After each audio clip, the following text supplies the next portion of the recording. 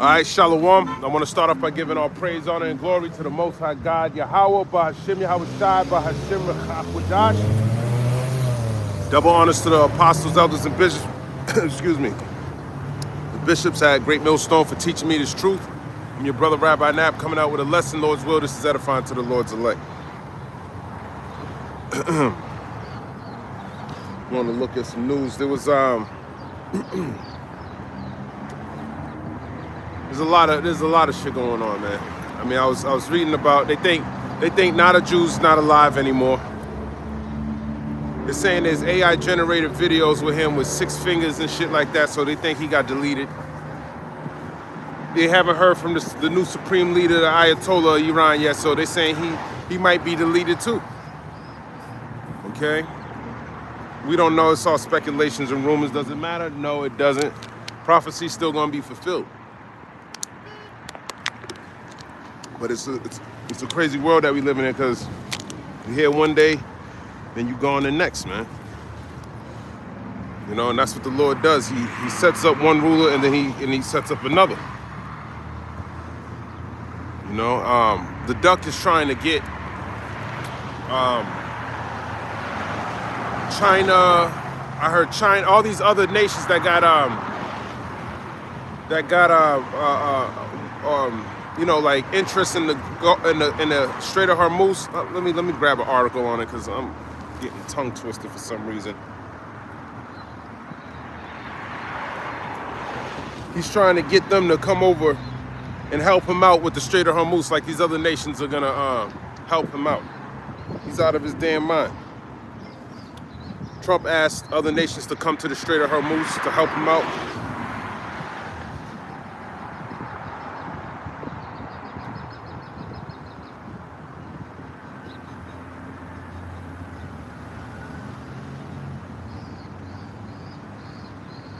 To help him in the strait.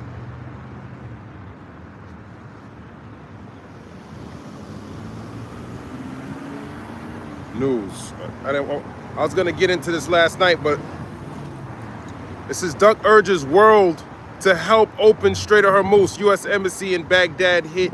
Yeah, and then the U.S. Embassy in Baghdad got hit. You know, so, you know, Baghdad's in Iraq, so, and then he just had that refueling tanker get destroyed. So, you know, that just goes to show you, man. You know, I think it might. He's saying it was like friendly fire or something like that, but you can't trust anything this nigga says, man.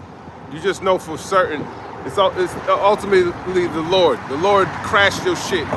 You were flying up, you were trying to refuel, and the Lord said, kill them niggas right there, man. Blow that shit up, man. He getting tired. There ain't no refueling and none of that. That's how you know it's the Lord that does all these things. Or he might have used a different nation to come up against him.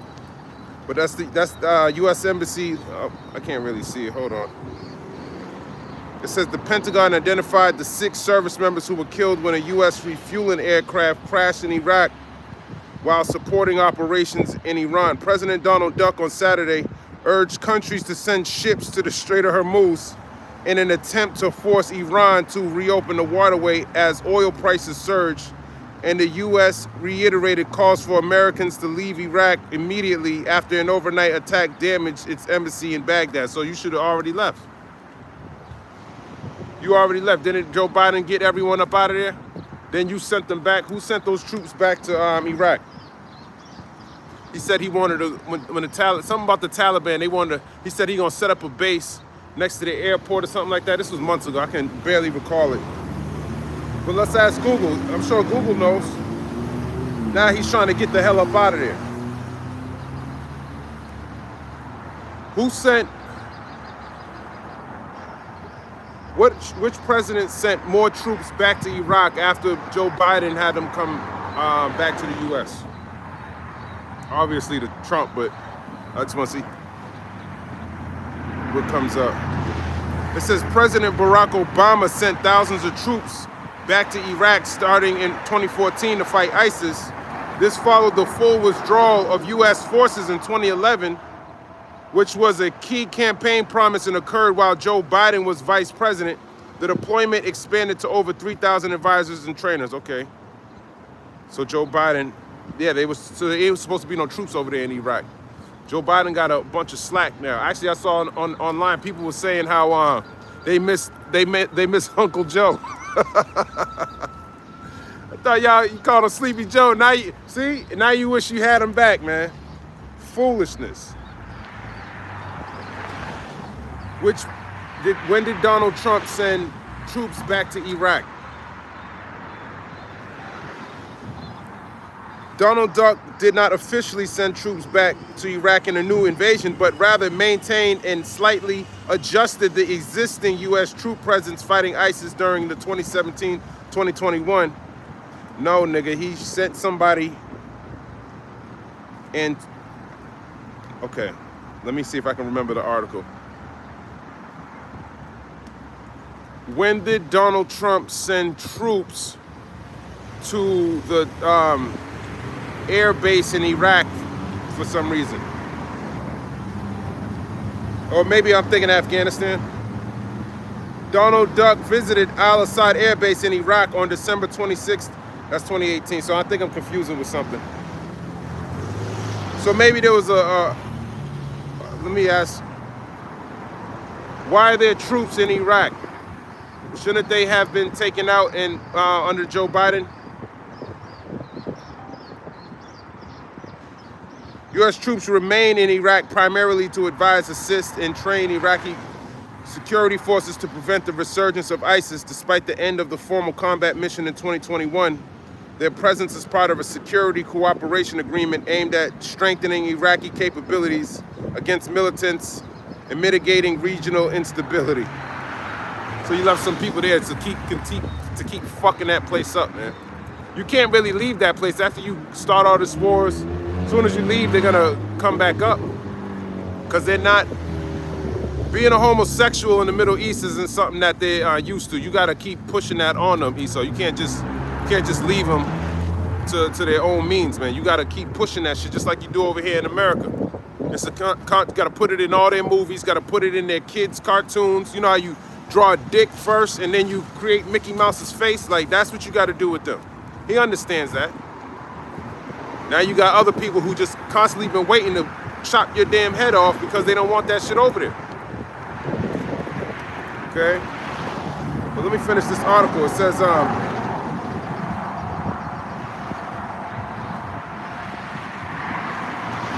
as oil... Okay. Later Saturday, the Pentagon identified the 6 service members who were killed when a U.S. Air Force refueling aircraft crashed over friendly airspace Thursday in western Iraq while supporting operations in Iran. All right, I don't care about that. Let me jump down. Trump wrote on Truth Social that many countries will send warships to the Strait of Hormuz to keep it open and safe, though he did not name any specific nations. He urged Britain, China, France, Japan, and South Korea to join such an effort. Now you asking China to help you, man. Why would they help you? They're already helping you on the other side. They're giving him the, the capability to be destroyed. Giving Iranian, they're backing him up with other military capability. Probably, they were saying one of his, they were using Chinese radars to pinpoint American targets. So the Chinese are helping them out, okay?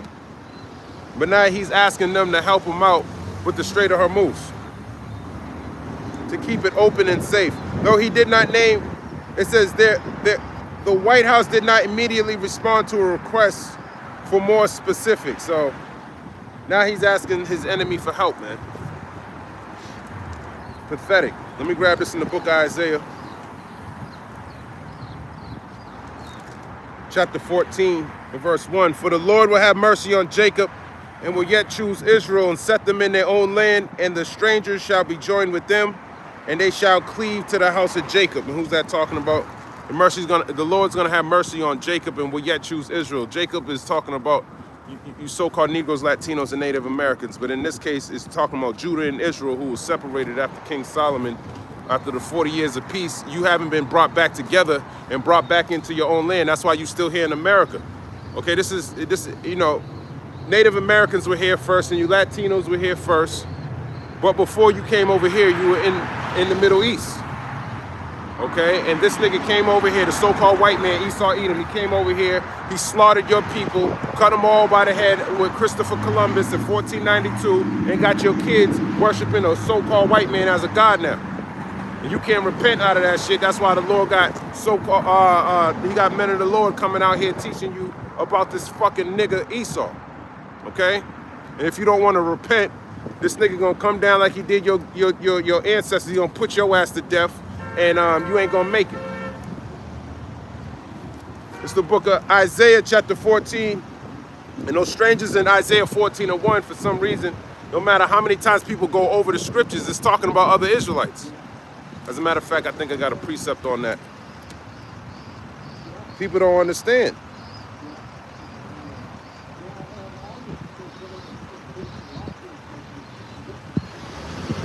I think it's in Ezekiel, the 40th chapter, but I can't remember what verse.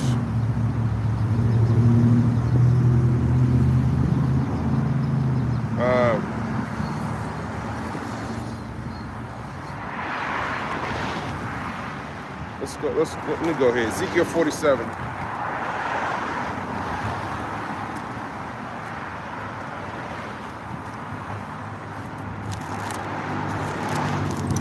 Ezekiel chapter 47, verse 22.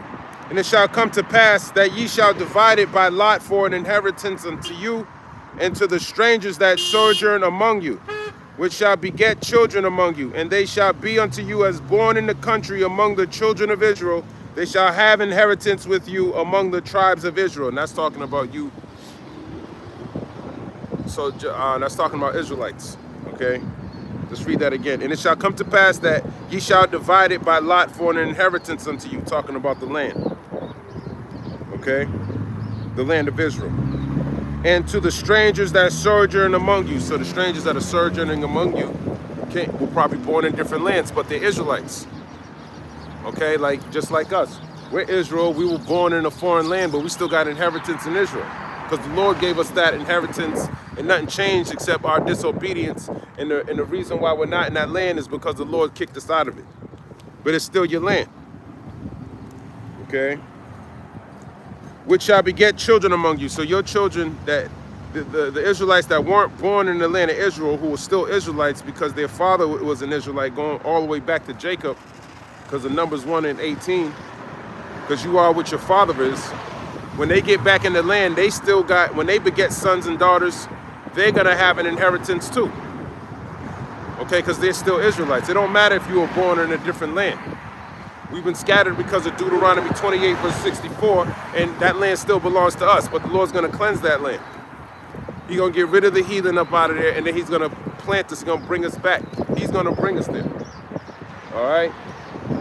Isaiah 47, verse 23, and it shall come to pass that in what tribe the stranger sojourneth, then shall ye give him his inheritance, saith the Lord Yahweh. So the stranger sojourneth. This is a good precept in the book of 2 Kings, chapter. This is a beautiful precept. Let me grab that. 2 Kings. I forgot where it's at though. Let me see. I can't remember. It's 2 Kings. Let's go there real quick. It's not two. Jericho's handling Elijah, Elisha. We're getting closer. Paying a widow's debt.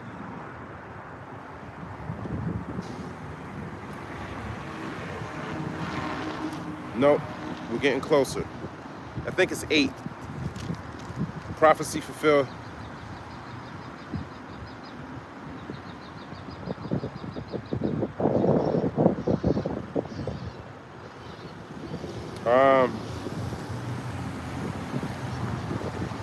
Is it 9? Nope. Now we're getting to Jehu. It talks about a woman during the famine of Elisha. She, let's see if I can find it. 7 years of famine.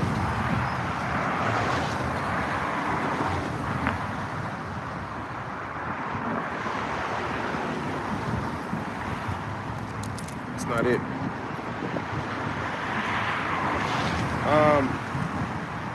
I think this is it. 2 Kings chapter 8 and verse 1. Then spake Elisha unto the woman whose son he had restored to life. So when you read 2 Kings, I believe the 4th chapter, let me see if it gives me a precept. Elisha ran into this woman. Her husband died, and she didn't have anything, so she was cleaving to a man of the Lord. So the woman knew back then how precious it was to be amongst the men of the Lord. So she invited him into the house. I think she made him a bed. And that's when her husband was alive. And then I think later on, you got to read 2 Kings, the 4th chapter. I got to go back into that. As a matter of fact, let's jump over there, because I don't want to chop that story up. 2 Kings chapter 4. It's giving me a precept. Verse 35. It says, Then he returned and walked in the house to and fro, and went up and stretched himself upon him, and the child sneezed 7 times, and the child opened his eyes. So this is talking about Elisha saves this woman's child. He died, and he restored her back to life. Him back to life, excuse me. Then spake Elisha, 2 Kings 8 and 1, unto the woman whose son he had restored to life, saying, Arise and go thou and thine household, and sojourn wheresoever thou canst sojourn. So just sojourn being like a pilgrim, just like being a stranger. That's just like Ezekiel 47 was saying. So now he's telling her to go into another land. Okay, go sojourn over there. For the Lord have called for famines, because there's going to be a famine. So there ain't going to be nothing to eat in Jerusalem. So you might as well go to a different country. While this famine, the Lord called for a famine here. Ain't going to be no food here. And it shall also come upon thee, Salakia, it shall also come upon the land 7 years. So it's going to be a 7-year famine. And the woman arose and did after the saying of the man of God, which is Elisha, and she went with her household and sojourned in the land of the Philistines 7 years. So the land of the Philistines is off the coast of the Mediterranean. And it came to pass at the 7 years' end that the woman returned out of the land of the Philistines, and she went forth to cry unto the king for her house and for her land. So now she's going back into Jerusalem, and she's going to the king, and she's asking for her house and her land back. Okay, and the king talked with Gehazi, the servant of the man of God. Gehazi is the servant of Elisha, saying, Tell me, I pray thee, all the great things that Elisha have done. Because when you read 2 Kings, the 4th chapter, he restored her son back to life. And it came to pass, as he was telling the king how he had restored a dead body to life, which is this woman's son, that behold, the woman whose son he had restored to life, that he is Elisha, cried to the king for her house and for her land, just like we're doing now. Okay, we're asking the Lord to restore us and bring us back into the land, just like it tells you in Isaiah 14 and 1. She was a stranger in the land of the Philistines. She was a sojourner when she went over there. She left the land. Now we got exiled. Okay, so we came over here through slavery. That's how we got over here. So we sojourn over here in America. All right, and now we're a stranger. This is not our land, even if you discovered it first. In all actuality, it was really King Solomon. 2 Kings chapter 8 and 5 again. And it came to pass, as he was telling the king how he had restored a dead body to life. So he was telling the king how he restored a dead body to life. So Gehazi's telling the king, it doesn't mention who the king is. Well, I think when you look it up, I don't want to lie to you, but this is a king of Judah. All right. So he's just telling him the backstory of this woman. That behold, the woman whose son he had restored to life, he cried to the king for her house and for her land. And Gehazi said, My lord, O king, this is the woman, and this is her son, whom Elisha restored to life. And that's going back in 2 Kings, the 4th chapter. And when the king asked the woman, she told him. So the king appointed unto her a certain officer, saying, restore all that was hers, and all the fruits of the field since the day that she left the land, even until now. So as long as we left the land, even until now, you got heathen over there on your inheritance right now. That all of that's going to be restored. Every apple they ate, everything they touched, the Lord's He's going to restore the nation of Israel, man. All right. So just like this woman here was left her land to go into the land of the Philistines, and then came back, and the king restored her because she's an Israelite. That's her inheritance. Okay. So he had a certain officer make sure that all that was restored unto her, and that's what the Lord's going to do when he returns. Back in Ezekiel chapter 47. Verse 22. Then it shall come to pass that ye shall divide it by lot. That should start at 21. Ezekiel 47 verse 21. So shall ye divide this land unto you according to the tribes of Israel. Joshua split up the different inheritance to the different tribes of Israel after we were slaughtering the Canaanites first, because the Canaanites were in the land first, and then the Lord, according to Deuteronomy the 7th chapter, wanted us to go in there and eradicate them. Okay, purge them out of the land because they were wicked. All right, and that's what we did. Ezekiel 47 verse 22, and it shall come to pass that ye shall divide it by lot for an inheritance unto you. And that's why the so-called white man was able to come over here and purge you out of this land, because you were wicked. Okay, you read about these Native Americans, they were eating people's hearts, they were committing cannibalism. All types of wicked shit they were doing over here. All right? Sacrificing their kids to stupid ass gods. Who knows what other type of shit. They had temples with kid bones. They had this, I did a video about maybe about a year ago. They found this old temple out of nowhere, and around it had nothing but kids' bones and shit. And who was doing that? That's the so-called Native Americans here, acting like fucking heathens. That's why the Lord sent the white man over here to fuck you niggas up. And that's what you get. Because you ain't no fucking Native American.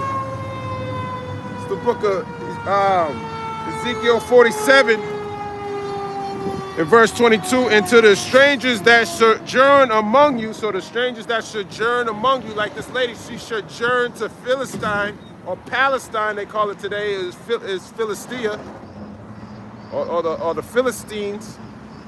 Okay, she sojourned from her land, just like you sojourned. You came over here, you were exiled over here, you're still an Israelite.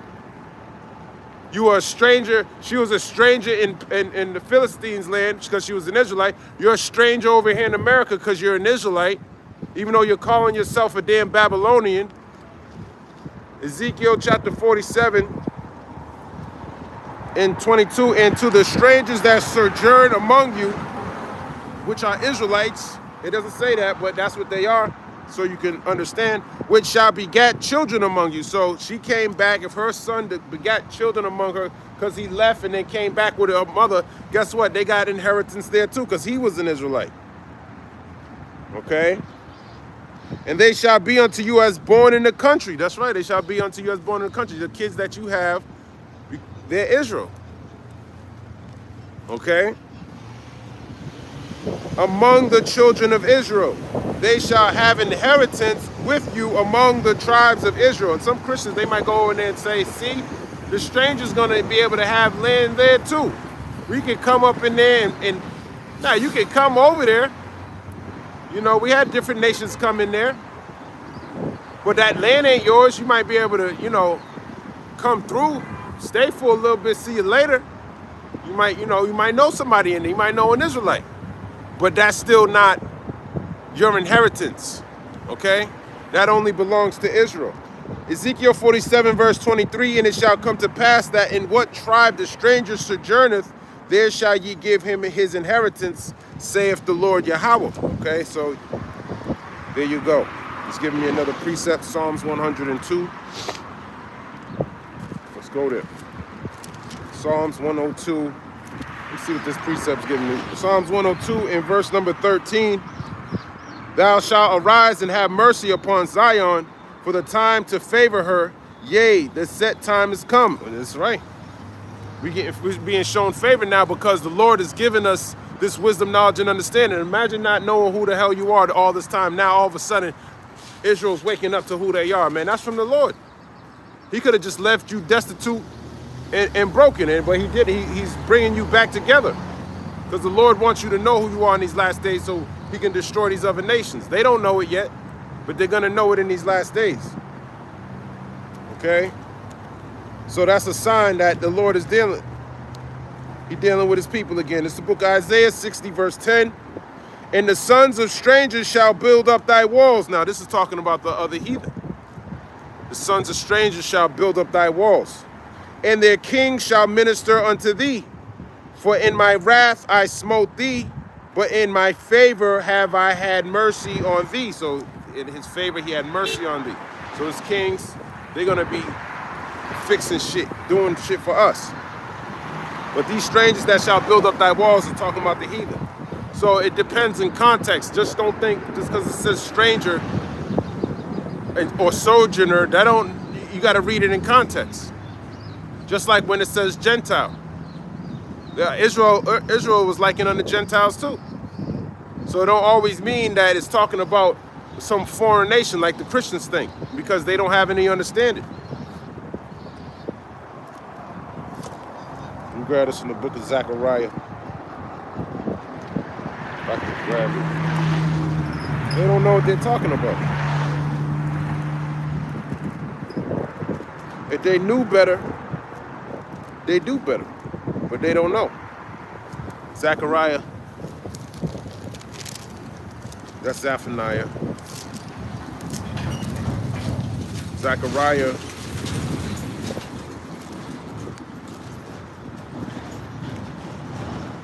I can drop that. Zechariah chapter 1 and verse 12. Then the angel of the Lord Yahweh answered and said, O Lord of hosts, how long wilt thou not have mercy on Jerusalem and on the cities of Judah, against which thou hast had indignation these 70 years? So he's been mad with the nation of Israel. Indignation is righteous anger. 70 years, 70 years.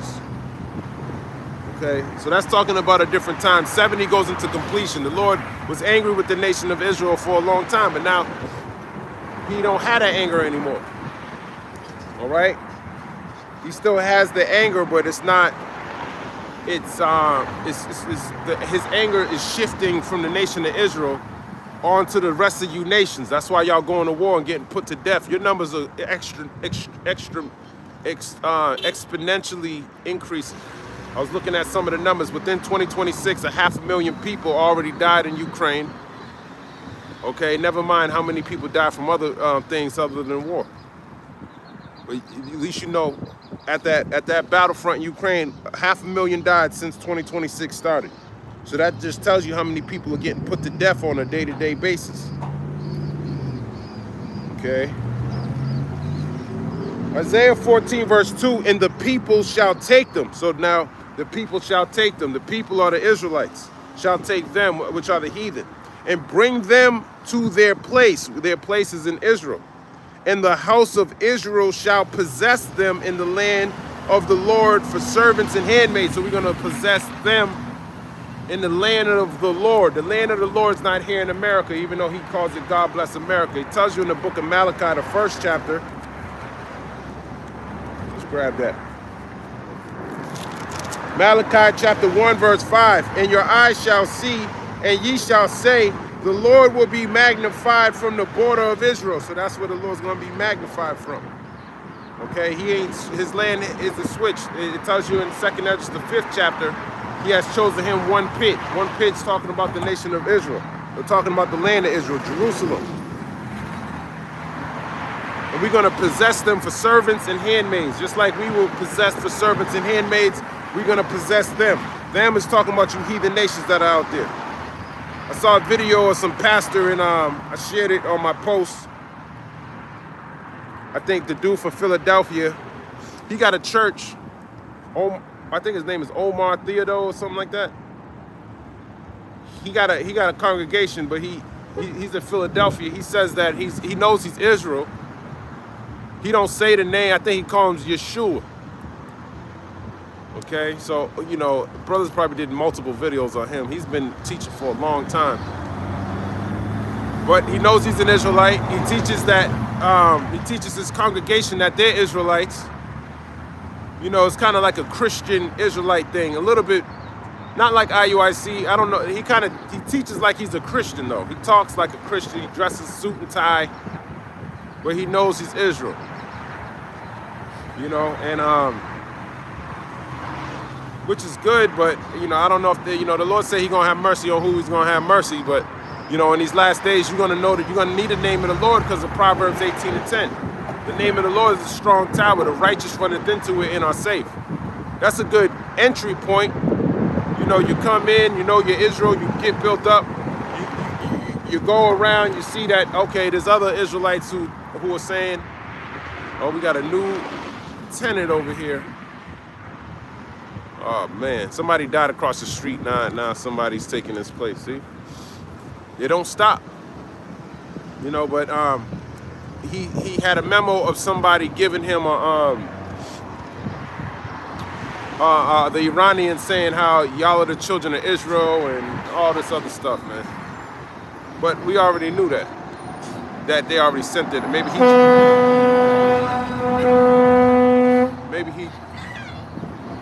he just got the memo.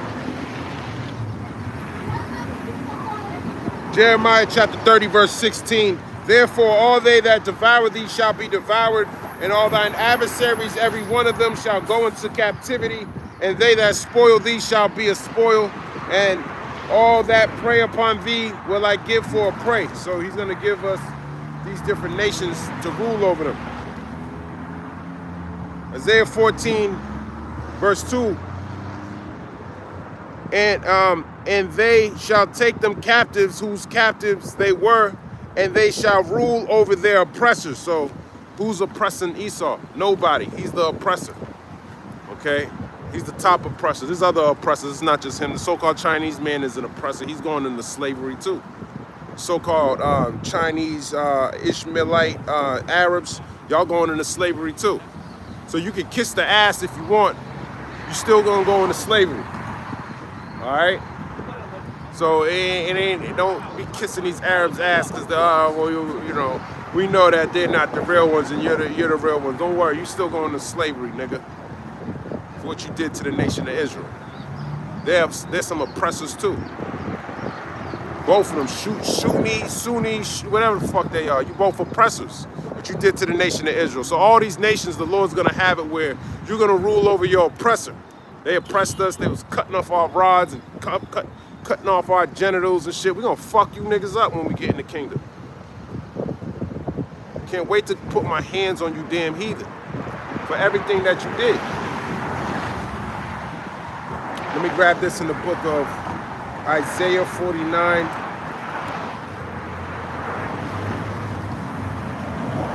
In verse 22. Thus saith the Lord Yahweh, behold, I will lift up my hand to the Gentiles and set up my standard to the people, and they shall bring thy sons in their arms, and thy daughters shall be carried upon their shoulders. So they're going to be taking care of our children. Just like we nurtured and took care of their children, that's what they're going to be used for. Servants and handmaids. Give me some water. Go over here and do this. And they're going to say, yes, Lord. It's just that simple. Not going to have no pedophiles on the Epstein list talking about their lords. You niggas ain't not no lords. Your elites are wicked and evil. Pedophiles call themselves lords. That's the elite of the so-called white man Esau's race. Bunch of pedophiles and homosexuals, and that's who they got captains and heads of of different departments in this country. That's his elite. The scum of the earth. They ain't shit. There's nothing elite about people like that. They're gonna see how elite they are when they ask going to slavery. Because that's what they are, they're servants. When you read the book of Genesis, the 25th chapter, let's grab it. Genesis chapter 25 and 23.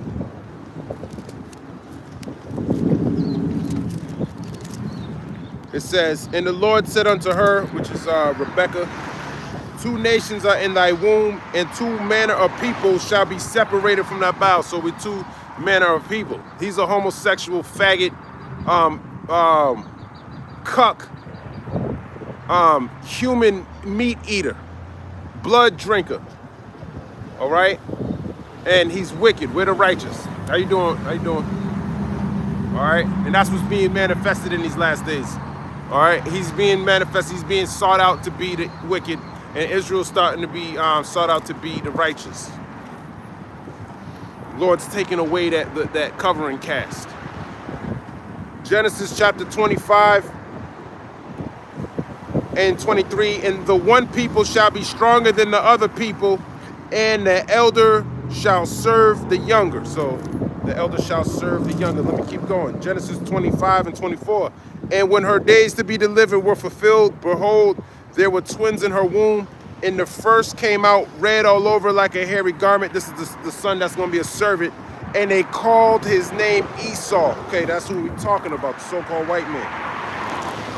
They called his name Esau. That's him. He's your servant. He's running the whole earth, being a bitch. Now he's calling on Moab to come help him out in the Strait of Hormuz. Yeah, go help him out, Moab. You stupid. He's just dumb.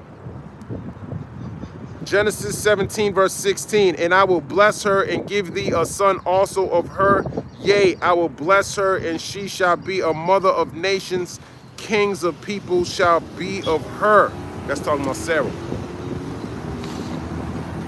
All right. All right. But Sarah had who first? Not Sarah. Who did Abraham's first son was Ishmael. Okay, born to a bondwoman, a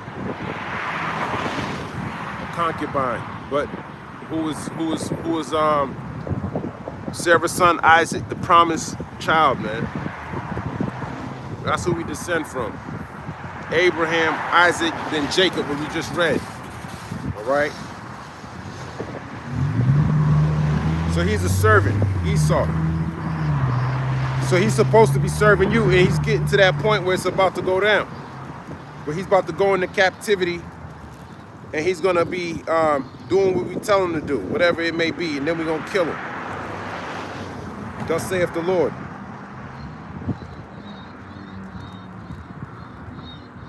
And he's closer to the end than he is at the beginning. This is not the Greek period. Roman Empire is over. We in Rome 2.0. So we at the end of this thing.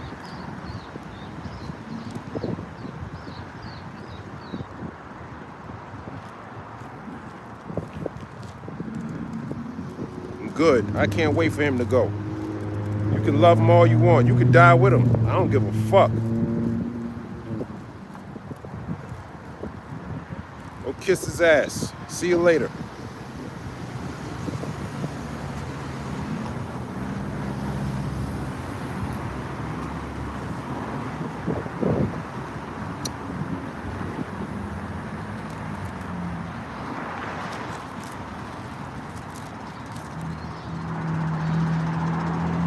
Ecclesiastes.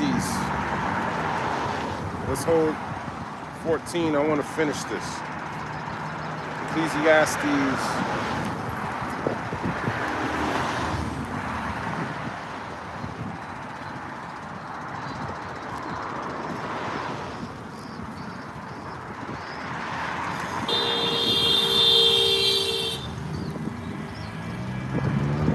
Come on, there you go. Ecclesiastes chapter 10.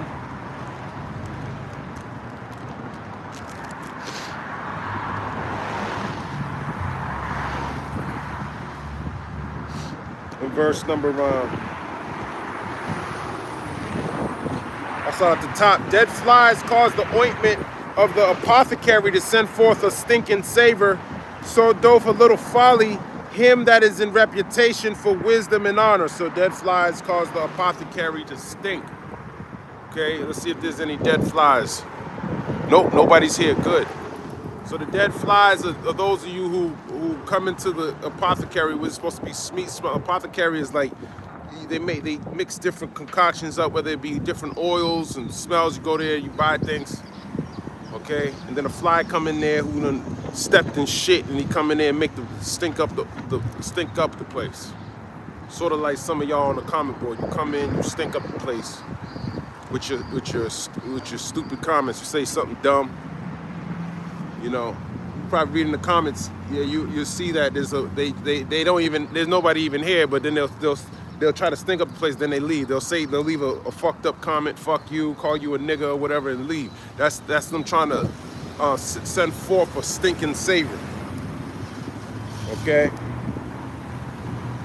So doth a little folly him that is in reputation for wisdom and honor. So a little bit of foolishness that you do can ruin your reputation if you're known for wisdom and honor. So this is why, you know, a little bit of folly, you got to watch out. It can ruin your reputation. Folly is foolishness. Ecclesiastes chapter 10, verse 2. A wise man's heart is at his right hand. Your right hand is your strength. So your right hand people operate in their wisdom. But a fool's heart is at his left, which is foolishness. He operates in foolishness. Okay, like majority of the people. Shalom. Shalom. Shalom. You know, people operate in their foolish. That's what a fool's heart is. Ecclesiastes 10 verse 3. Yea, also, when he that is a fool walketh by the way, his wisdom faileth him, and he saith to everyone that he is a fool. Yeah, his wisdom faileth him, and he says to everyone that he is a fool, because he'll say something that has nothing to do with the conversation that's being had, and it just shows that he's a fool. Okay, so that's his wisdom failing him. Ecclesiastes, what the hell's going on here?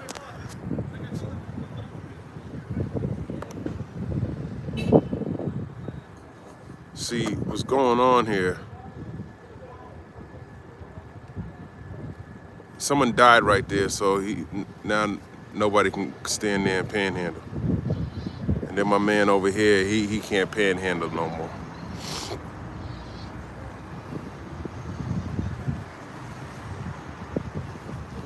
Well, panhandling's over. It's book of Ecclesiastes 10 verse 4. If the spirit of the ruler rise up against thee, leave not thy place, for yielding pacifieth great offenses. So you want to yield to the king.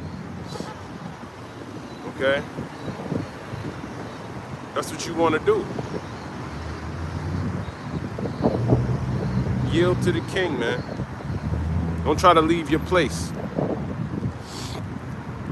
Ecclesiastes 10 verse 5. There is an evil which I have seen under the sun, as an error which proceedeth from the ruler. Folly is set in great dignity, and the rich sit in low place. Yeah, you can see that with the duck. He's a fool. You know, folly is set in great dignity. He does a lot of folly, man. Foolishness. You know, and he sets that at great dignity. He got images of monkeys from other presidents and shit. That's just childish. That's folly being set in great dignity. He should be coming up with elaborate ways on how to fix the economy, to fix relations in other countries. You want regime change, but you can't do it properly. So that's folly set in great dignity. Ecclesiastes 10 verse 7, I have seen servants upon horses. That's Esau, upon a horse. He's exalted, right? And princes walking as servants upon the earth. And with a princes walking as servants upon the earth while Esau is being exalted. We just read Genesis the 25th chapter showing you who the servant is. It's Esau. But now he's exalted and you walking upon the earth. Ecclesiastes 10 and 8, he that diggeth a pit shall fall into it. And he's digging a pit. He's trying to get you to fall into this trap, you know, by taking the MOTB, by creating all this chaos and instability. So you have no choice but to go to him and give up your faith, pretty much. That's what Satan's here to do. He's here to sift you by inward agitation. Okay, he's trying to create a situation where you don't have any food to eat. You got to go to him for the one of all things. So he's trying to increase the he's trying to shut off every opportunity and make it so you only have to go to him for food, for water. So he's gonna be shutting all these things down, fucking up your bank account. You're gonna have cyber attacks. Citibank in Dubai just got shut down because of Iran strikes and shit like that. But they didn't even go cyber yet. But Esau can use all of these situations and blame it on whoever the hell he wants. So that's how much control he has over you. He's the wicked, so don't think that he won't do it. Okay? Ecclesiastes chapter 10 and 8. And whoso breaketh a hedge, a serpent shall bite him. Yeah, you breaking the hedge when you breaking the law, statutes, and commandments of Yahweh Bahashim Yahushua, then that's how the serpent's going to bite you, which is Esau. Esau is the same spirit that was in the serpent that beguiled Eve. It's the same spirit that's in the so-called white man that he's going to beguile you. And he's going to trick you into thinking that taking the chip is better than serving the Lord. Ecclesiastes chapter 10, as a matter of fact, let me jump over here. See what this is giving me. Psalm 7 and verse 15. He made a pit and digged it and is fallen into the ditch which he made. That's Esau. He made a pit, he digged it, and he's fallen into the pit which he made. He's going to try to put you into slavery by giving you, he's trying to brand you like a horse. That's pretty much what the MOTB is. That's why he called it the mark of the beast. That's why he started with putting it into beasts first. Elon Musk, Neuralink, they were putting it in the monkeys' heads. So now when he got that chip in you, now he can literally call you a monkey. Okay? It started with a bunch of different monkeys with the Neuralink, and you niggas gonna have that. Okay? And then with the RFID microchip, same thing. He gonna put that in you, and you're gonna be just like your cat and your dog. Ecclesiastes chapter 10 and verse 9. Whoso removeth stones shall be hurt therewith, and he that cleaveth wood shall be endangered thereby. He that removeth stones shall be hurt therewith, and he that cleaveth wood shall be endangered thereby. Let's look that up. Let's look that up. You cleave wood, the tree could fall on you. But he that removeth stones, maybe for a wall to protect you, then that allows your enemy to go in. But let's see if that's what that's talking about. Ecclesiastes 10 verse. Ecclesiastes 10 and verse 9.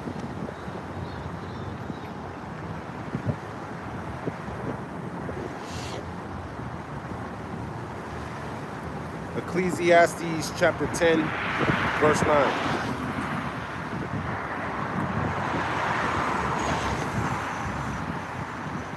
Whoso removeth stones shall be hurt therewith. Someone who moves stones doing labor or altering something can get injured by the very thing they are working with. In ancient times, removing stones meant clearing land, building walls, or tearing down structures. Stones are heavy and dangerous, so the person doing the work could easily be injured. This shows that certain actions carry natural risks. When you deal with powerful things, whether physical labor, authority, or judgment, you must understand there are dangers involved, right? That's right, man. So you're removing your stones, man. Pretty much what I was saying. You know, they were saying that, yeah, you moving the stone could fall back on you. And that's what Esau's fucking with. He's fucking with, he's messing with the Lord, man, when he's doing all these things. Okay, which is going to contribute to him falling. Or being injured by it. Ecclesiastes 10 and 10, if the iron be blunt and he do not whet the edge, then must he put to more strength, but wisdom is profitable to direct. That's right. If the iron's blunt, man, you can't really chop through something. You gotta sharpen that sword up. Okay, just like this is what we're doing. We chopping the sword up, we got the armor on, and we're just gonna continue to be ready for the battle pretty much. Because the battle's here, man. You might not see it yet, but every day it's slowly increasing. He just, as a matter of fact, ooh, gas prices went up another 10 cents over here. It was at $3.49, now it's at $3.59. So something must have happened. He said he was opening up oil reserves. That didn't help. Still went up 10 cents. It probably would have went up even more if he didn't open the oil reserves. He's asking China to, and all these other nations, France don't even really fuck with him. Some of his own allies, to help him out in the Strait of Hormuz. They already told you they weren't with what you did in the first place. You didn't consult them when you went over there and did all that shit. You didn't even consult the other Middle Eastern nations. You just did it on your own. Now they're supposed to help you get out of there? No, find your way out. They might help. They're going to help destroy you. Ecclesiastes 10 and 11. Surely the serpent will bite without enchantment, and a babbler is no better. Yeah, surely the serpent will bite without enchantment. That's what he did. No one provoked him to do it. He just bit. Okay. Ecclesiastes 10 verse 12. The words of a wise man's mouth are gracious, but the lips of a fool will swallow up himself. That's plain. Lips of a fool will swallow up himself because he don't have any wisdom. But that's pretty much it on that. I just wanted to grab that. There's another precept.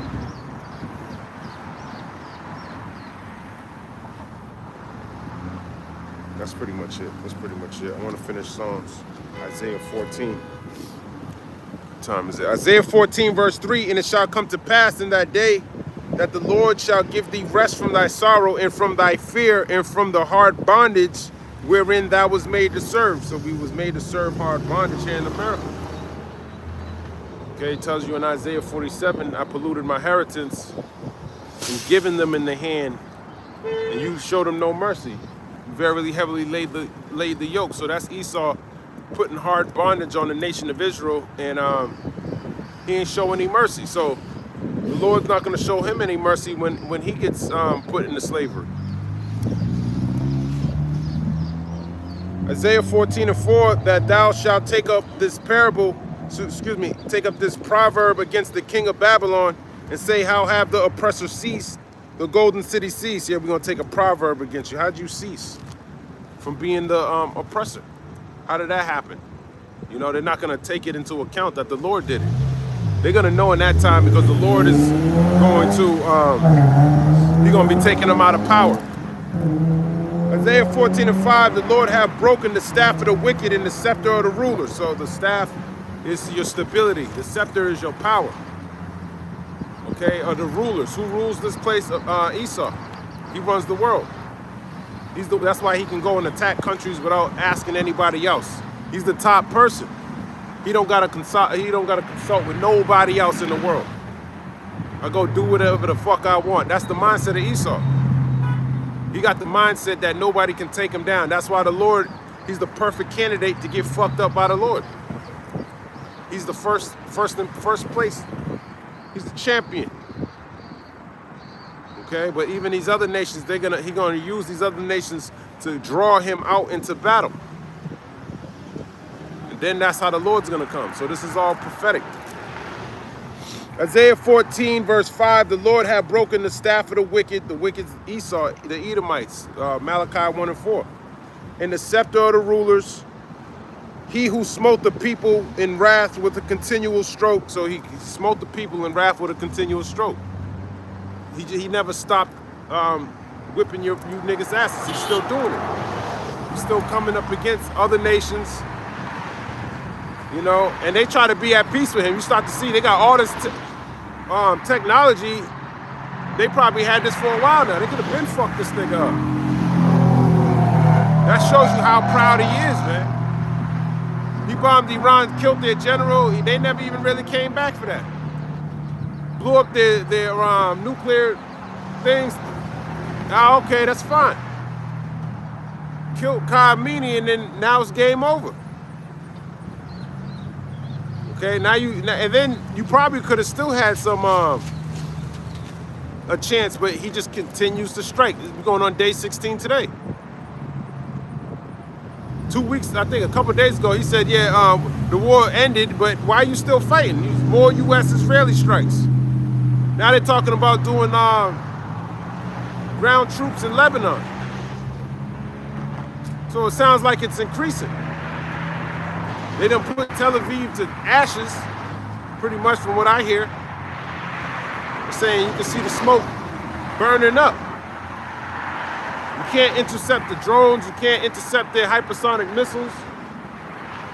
Now he got missiles that break off into multiple, and I forgot what kind of, it's called, I forgot the name of it. Carpet bombs. It's like a new form of a carpet bomb. That's the same shit Esau used to do. He used to drop a bunch of bombs on you. But now he got one missile that turns into multiple missiles. So now your interceptor goes, and then it just breaks off into multiple different missiles. So you can't guard against it. And then this nigga just sent 10,000 interceptors from Ukraine the other day. Good luck with that. So they probably even gonna increase. You need to send 10,000 just for Iran. What about China and Russia? So you look weak. Iran's not even asking for help. Big ass country. The same thing that happened with Iran back during the Greeks. They came up and they fought against them, and they was a lot smaller than Persia, and they were able to take them down. They had archers. They would block out the sky when they shot their archers, and Esau was able to take them out because the Lord wasn't dealing with those Persians then. It was time for their kingdom to collapse. So this is like ancient battles anyways. They already went to war with each other. Persia used to run the whole earth. They had 120 provinces. And they've been reduced to Iran. Isaiah chapter 14, verse 7, the whole earth is at rest and is quiet. They break forth into singing. That's when the so-called white man goes into slavery. All right? When his power is destroyed. That this proverb is coming out. Isaiah 14 and 8, yea, the fir trees rejoice at thee in the cedars of Lebanon, saying, since thou art laid down, no feller has come up against us. The feller is someone who chops down trees. So Esau is the feller, he's the Lord's sword. He's been chopping down these trees also represent people, according to Psalms, the 1st chapter, and different nations, according to Ezekiel, I think it's 20, forgot where it's at, but it describes Egypt, or it describes Babylon as a tree. I think, no, it describes Egypt as a tree. That all these different birds came to, and they used it for shade and all of that. That's symbolic of a nation. So Esau was able to take down nations and set up different rulers, do different regime changes all over the place. But now the earth is quiet because he's taken out of power, and he's not going to be able to have that power anymore. His regime's going to be changed when the Lord returns. And he's going to establish the nation of Israel, the true Israelites, which are you so-called Negroes, Latinos, and Native Americans, to rule in that stead, but not over here in Babylon, here in Israel. Isaiah 14 and verse number 9, hell from beneath is moved for thee to meet thee at thy coming. So hell from beneath is moved at thee to meet thee at thy coming. That's talking about these other nations. It tells you in Second Esdras 15 and 20 that he's raising up those kings of the east to reverence him. All right, so they're going to meet you at your coming.